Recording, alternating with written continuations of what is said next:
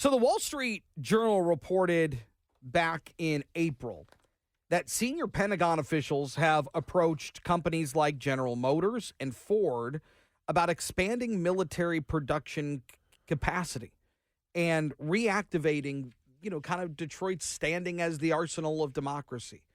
And this all comes as the National Defense Industrial Association, the Michigan chapter, will hold their 11th annual Cyber Physical System Security Summit, the CPS3, on June 16th and 17th at Oakland University. And yes, we need to build strong military systems. Yes. But we also, that cannot come at the expense of cybersecurity. And here to talk about the event is Jennifer Tisdale, the co-chair of CPS3 and board member of the NDIA Michigan. Jennifer, good morning. It's great to have you. Hi, good morning, Chris. Happy birthday, Lloyd. Thank you. It feels like it feels like as more momentum is picked up around, military installations like Selfridge, that Michigan, Detroit specifically is becoming a hub for and a bigger focus of the federal government and their view on national defense and defense priorities. And the fact that Michigan is at the heart of that and now reaching out to companies like General Motors or Ford, I think it reinforces that belief as well. Yeah, absolutely. And I think it's something we need to talk more about here in the state of Michigan. We have a strong automotive industry, but less recognized, I believe, is how the auto industry supports our military and our defense operations. And so we have a plethora of, automotive engineers, software developers. We talk about, and I believe you were talking earlier about autonomous vehicles. A lot of that comes down to software, and where there's software, there are cybersecurity opportunities for vulnerability. And that's really what we're trying to draw attention to is, yes, we want to be the heart of the defense industrial base. We want to build a bridge with automotive and aerospace as well. But we also need to talk about cybersecurity implications and how to increase resilience. And Jennifer, talk about what's the core message of this upcoming Cyber Physical System Security Summit that's going to be on June 16th and 17th. What's the core message? Well, the core message, we need to stay topical, right? And with technology, we have to be in a forever state of learning, new tools, tactics, new opportunities for threat mitigation when it comes to cybersecurity and software. But also it's about building a community, a think tank, if you will, where we come together for education, future workforce readiness concerns, to teach and educate and provide awareness on where the technology is strong and also where it may be weak. And so what we try to do through NDIA Michigan, specifically with the CPS3 event, is we build an opportunity to bring hackers and developers together.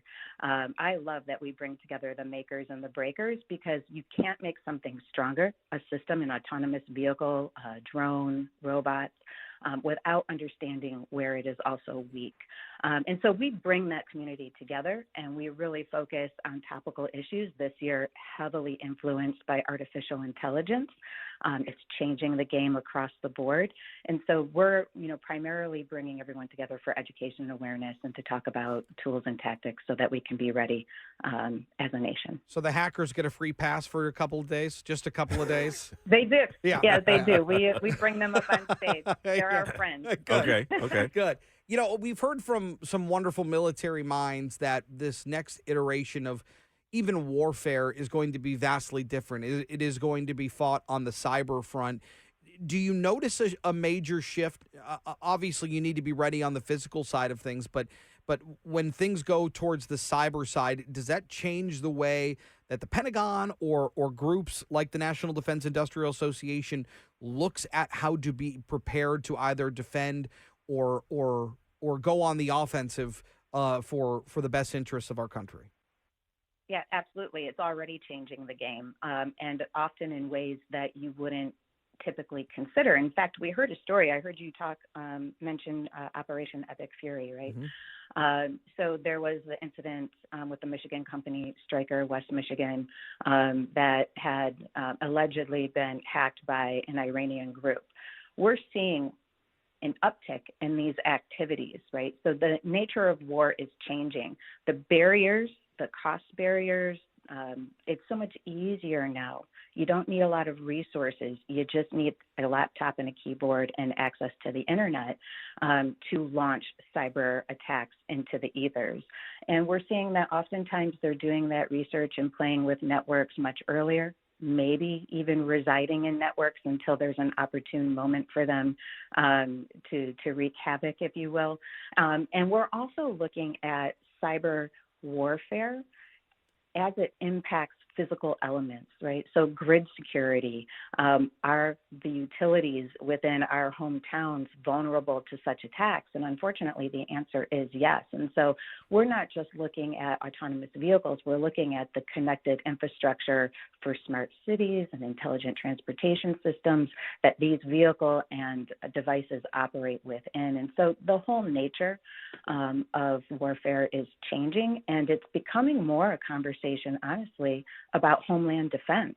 How will we respond? How will we react if critical infrastructure in our state is negatively impacted? And so it's about readying everybody, readying the troops and readying the civilian workforce that needs to know how to respond. And I'm wondering, Jennifer, how do you write a national playbook or strategy for a fight that literally has no established rules?